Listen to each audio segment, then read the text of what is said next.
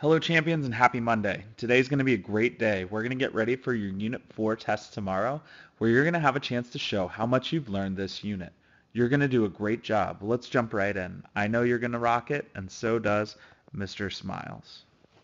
Let's start by talking about dividing with fractions. And let's look at our first example, 4 divided by 1/3. When I'm dividing 4 divided by 1/3, what is being split up? What is the dividend? 4 is the dividend. So if I draw a model, I'm going to start with 4 boxes.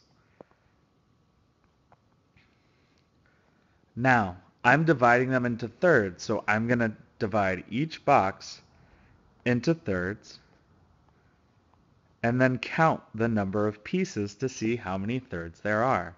How many thirds are there? Well, there's 3 in each box. There are 4 boxes. There are 12 thirds. Now you try one. What's 5 divided by 1/4?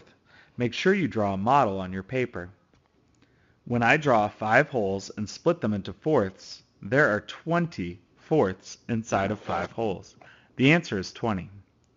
Let's talk about another kind of problem. What if I said 1/5 divided by 3? This time, what's the dividend? What's being split up? The 1/5 is what's being split up. So when I draw my model, I'm going to start with 1/5. And then cut it into 3 pieces by drawing 2 lines across. And each group gets one of those pieces. So 1/5 divided by 3, what's the new fraction? It's 1/15. I have 1 piece, and my whole is now cut into 15 pieces. Now you try one. What's 1/2 divided by 4? When I take 1/2 and divide it into 4 times as many pieces, I get 1/8. Sometimes we will have word problems that ask us to use these skills. Let's look at this problem. Manny is using string for an art project. He has 9 feet of string. Each project requires 1/4 foot of string. How many projects can he make? Well, whenever I see a problem like this and I know that something is being split up, first I need to decide what's being split up. What's being split up in this problem? 9 feet of string are being split up into 1/4 foot pieces. So I'm dividing 9 divided by 1/4. What's 9 divided by 1/4? How many art projects will Manny be able to make? When I have 9 holes and split them each into fourths, there are 36 pieces. So Manny can make 36 art projects.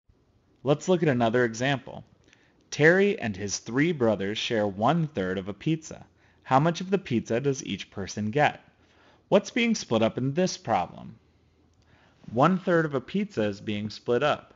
How many people are sharing the 1/3 of a pizza? There are 4. Terry and his 3 brothers. Go ahead and figure out what is 1/3 divided by 4. How much of the pizza will each person get? 1/3 divided by 4 is 1/12. Each person will get 1/12 of the pizza. Another thing that we've learned this unit is how to multiply fractions. Let's look at our first example. What is 2/5 times 1/2? Remember, when I multiply fractions, I can multiply the numerators, then multiply the denominators. What's 2 times 1? It's 2. What's 5 times 2? It's 10. So, when I multiply 2/5 times 1/2, I get 2/10. Now, I always need to check and see, can I simplify? Can I simplify 2 over 10? Yes, I can. What is a number that goes into both 2 and 10? 2 goes into both. When I simplify 2/10 by 2 and by 2, what's the resulting fraction in simplest form? It's 1/5. Let's look at another example. What's 3/5 times 5/4? Well, first, what fraction do I get before I simplify when I multiply 3/5 times 4/6? I get 12 over 30. I can simplify 12 over 30. What's the largest number that goes into both 12 and 30? 6 is the largest number that goes into both. When I divide 12 by 6 and 30 by 6, what is the result? 2/5. 3/5 times 4/6 is the same as 12 over 30, which is the same as 2/5. Now you try one. What's 5 over 6 times 11 over 12? Well, 5 times 11 is 55, and 6 times 12 is 72. So the answer is 55 over 72. I can use fraction multiplication to find the area of rectangles that have fractional side lengths. Solve this problem. What is the area of a rectangle with sides 1/3 inch and 5/6 inches? Let's see how you did. 1/3 times 5/6 is 5 over 18. I won't just have to multiply fractions times fractions. I might have to multiply fractions times whole numbers. We also did that in this unit. 3/5 times 6. When I multiply a fraction times a whole number, I multiply the numerator times the whole number. What's 3 times 6?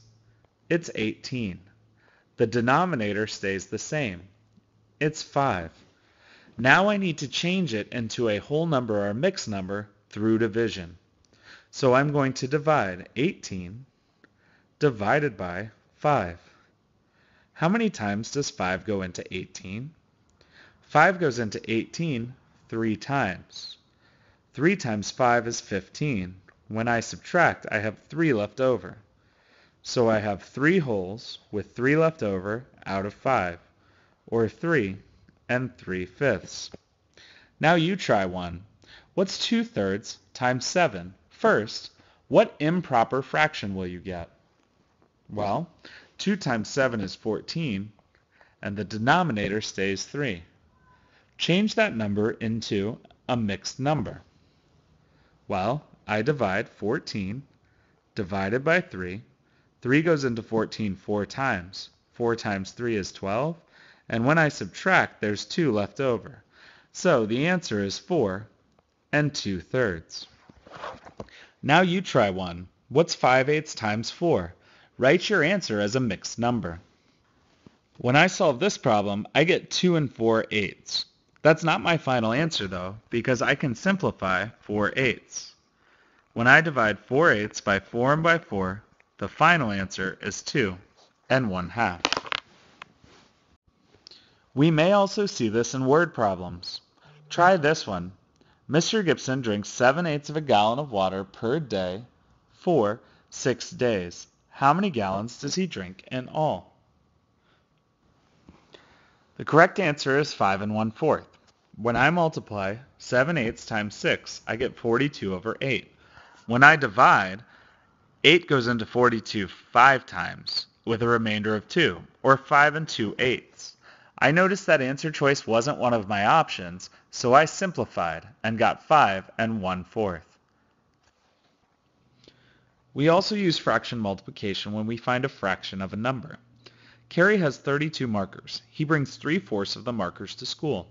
How many markers does Carrie bring to school? Well, I'm finding a fraction of a number, so I'm going to multiply 3/4 times 32. First, what's 32 times 3?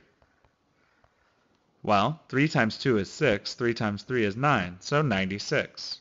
I know the denominator is going to be 4, so I need to divide 96 divided by 4. What's 96 divided by 4? 4 goes into 9 twice, with 1 left over. When I bring down my 6, 4 goes into 16 4 times, so the correct answer is 24. Carrie brings 24 markers to school. We also talked about multiplication as scaling. Let's look at this question. Which would result in a product more than 1/3? Remember, when I multiply by a number greater than 1, it results in a greater product. When I multiply by a number less than 1, like 2/5 for example, or any proper fraction, it results in a smaller product. The correct answer here is A, because 2 1/2 is greater than 1. 2/5 is smaller than 1, and 4 over 4 is equal to 1. Try another.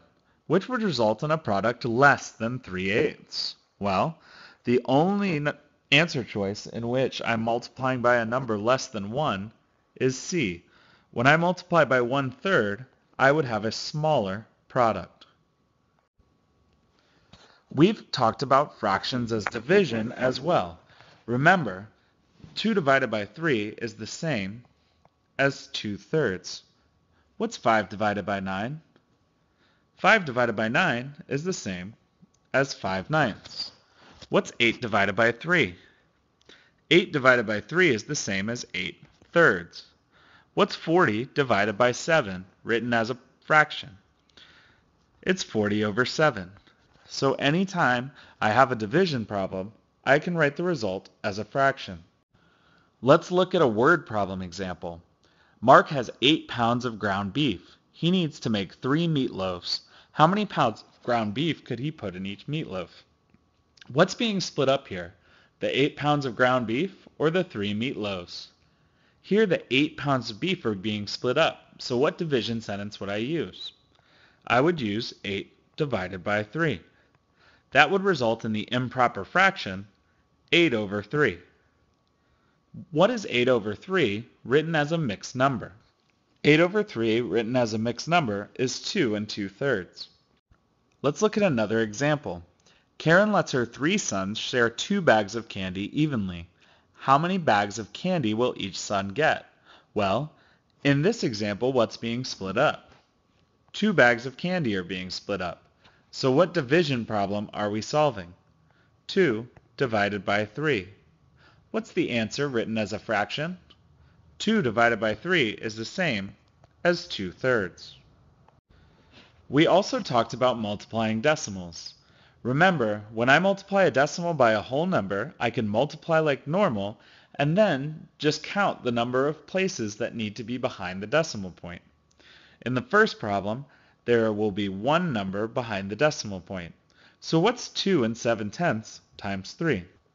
2 7/10 times 3 is 8 1/10.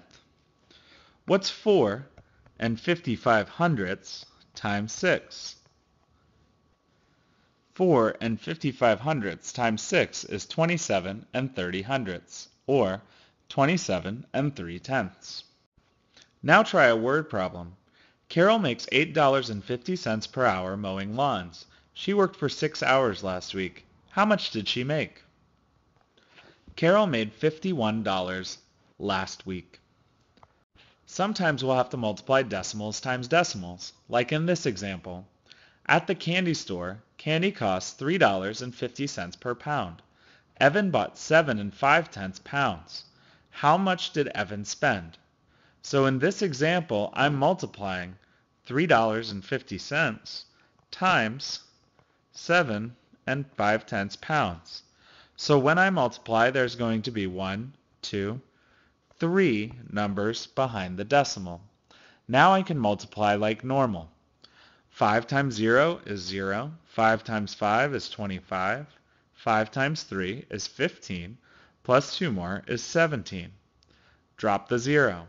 7 times 0 is 0. 7 times 5 is 35. 7 times 3 is 21. Plus 3 more is 24. Now I can add. 0 plus 0 is 0. 5 plus 0 is 5. 7 plus 5 is 12. 4 plus 1 is 6. And 2. Now, I should put 3 numbers behind the decimal. So what should my final answer be? If I move the decimal over 1, 2, 3 times, the correct answer is $26.25, which is the same as 26 250,000. We also talked about dividing decimals.